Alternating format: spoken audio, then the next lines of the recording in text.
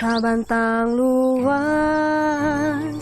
katang binua, nagari Edo Raya, tuah talino, di tanam, hidupnya ramah, mereka hidup, si ganap talino.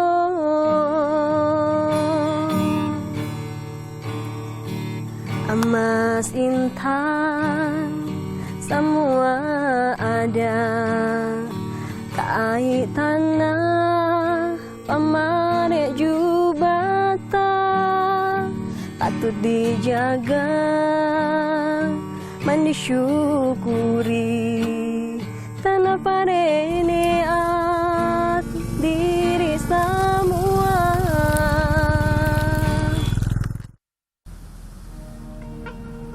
Terbentang indah, bumi Khatulistiwa Kalimantan Barat juga menyimpan sejuta cerita dan berbagai kisah. Termasuk cerita tentang sebuah perjuangan dan kisah salah satu sosok pahlawan. Sesungguhnya sosok seorang pahlawan tak melulu identik dengan senjata maupun perlawanan.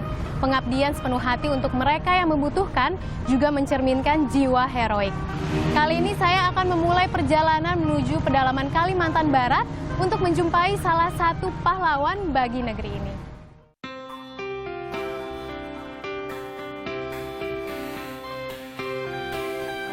Pahlawan satu ini mengabdi di Desa Ampadi, Kabupaten Landak.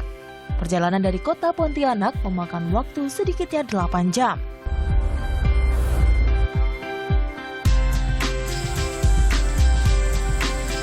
Tak bisa langsung, laju harus sejenak terhenti untuk mengganti moda transportasi, yaitu di Puskesmas Kecamatan Meranti. Kali ini persinggahan sekaligus menjadi tempat bertemu dengan sosok yang dituju. Marsiana Fabiani Nuraini atau akrab disapa Bidan Ani.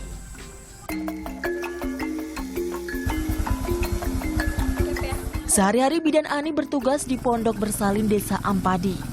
Untuk menjangkaunya, warga harus menyusuri tanah berlumpur yang menutupi sebagian besar jalanan.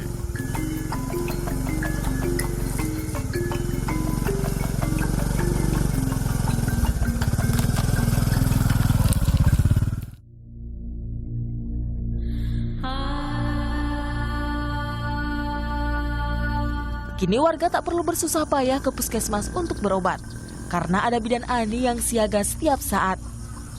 Di Desa Ampadi, ialah satu-satunya tenaga kesehatan. Tinggal seorang diri tanpa listrik di kala malam, sama sekali tak redupkan niatnya untuk bantu sesama. Keterbatasan hidup masyarakat setempat justru perkuat tekad untuk bertahan. Terlebih karena Ani merupakan bagian dari keluarga besar suku Dayak, penghuni asli tanah ini.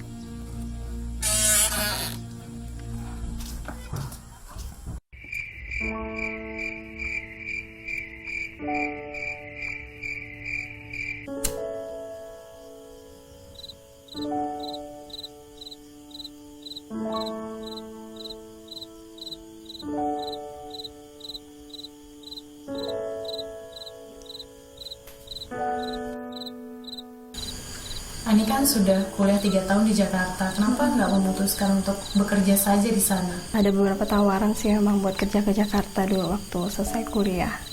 Cuma ya saya pikir, buat apa saya kerja di tempat orang tapi di kampung sendiri masih diperlukan tenaga bidan gitu. Kok kita bisa suksesin negara orang, istilahnya tempat orang, tapi kampung kita sendiri terpuruk, nggak ada tenaga kesehatan.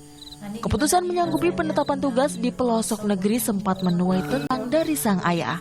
Lantaran Ani adalah satu-satunya anak perempuan dalam keluarga. Menjadi bidan adalah panggilan hati bagi Ani. Komitmen pada diri sendiri terwujud dalam dedikasi, di mana setiap hari merupakan waktu untuk melayani. Mau tidur ya. Kemana dulu? Tunggu sana, Bu. Ada minum obat toko angin. Apalagi berobat malam hari sudah menjadi kebiasaan warga, karena pada siang hari semua sibuk bekerja.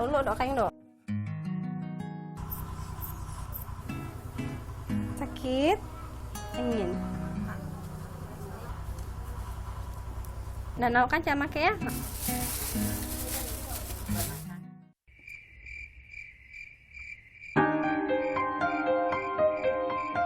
Berbagai hal seperti kendala ekonomi juga kurangnya kesadaran akan kesehatan mendorong Ani berangkat sendiri mengunjungi pasien. Tak jarang kondisi ini terjadi di tengah malam, khususnya dalam keadaan darurat atau ketika pasien tak mampu berjalan ke Polindes. Gimana keadaan Pak Ir? Bangan badannya. Masih kebangan.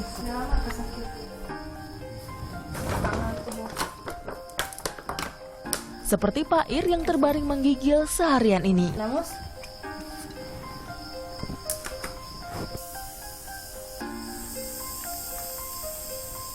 Suhunya tinggi 37,8.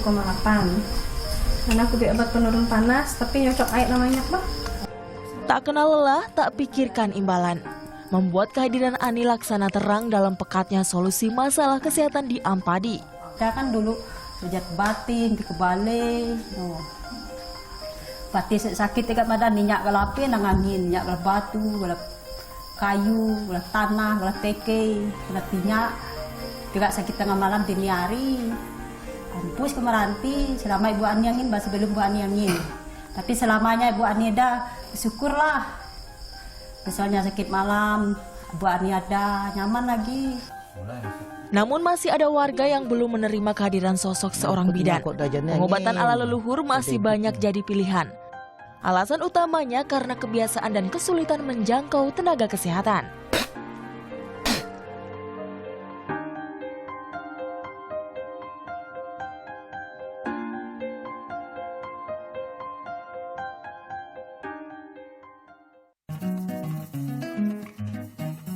Itu mengapa Ani dan rekan seperjuangannya rutin menggelar puskesmas keliling, yakni pelayanan kesehatan berjalan sebagai upaya menjangkau pedalaman Meranti.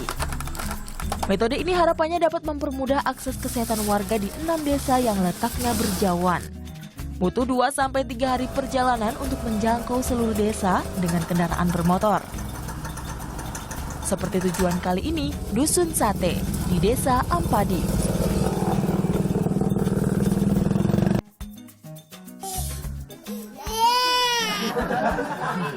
Siang Ibu. Udah lama kan nunggu? Udah lama. Puskesmas keliling berikan berbagai pelayanan kesehatan, mulai pengobatan sampai pos pelayanan terpadu. Fasilitas sederhana yang sangat langka bagi sebagian besar masyarakat Kecamatan Meranti. Nah, kalau pecah misalnya keluar air. Kesempatan ini juga menjadi sarana bagi Ani untuk mengedukasi warga terkait pengetahuan mereka soal kebersihan dan kesehatan diri.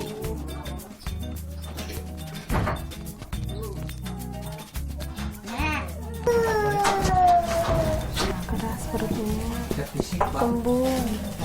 Itulah dia, karena lambungnya belum siap menerima yang keras, apalagi kalau berat badannya kurang, jadinya kembung. Nah, kemarin kan ada bilang kasih bubur jadi Ani, selama ini apa sih tantangan terbesar kamu sebagai tenaga kesehatan? Ya yang pertama tadi itu jalan. Mereka udah ada kesadaran, ada yang udah ada kesadaran tapi mau menuju akses kesehatan susah, jalannya jelek. Dan ada yang mau berobat juga mungkin mikir-mikir biaya, padahal kita tidak pernah menekan biaya. Inilah sekelumit dedikasi bagi sesama.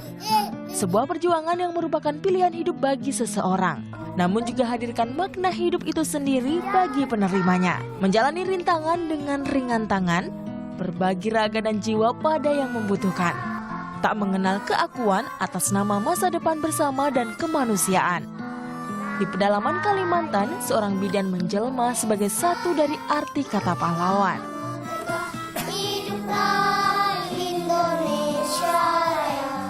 Hidup itu lebih berarti ketika kita bisa menjadi berkat bagi orang banyak. Ketika kita bisa melayani dengan sepenuh hati pada mereka yang sangat membutuhkan. Dan pesan saya untuk teman-teman bidan, bekerjalah dengan tulus hati. Jangan malu untuk bekerja di pedalaman karena mereka sangat membutuhkan kita sebagai tenaga kesehatan.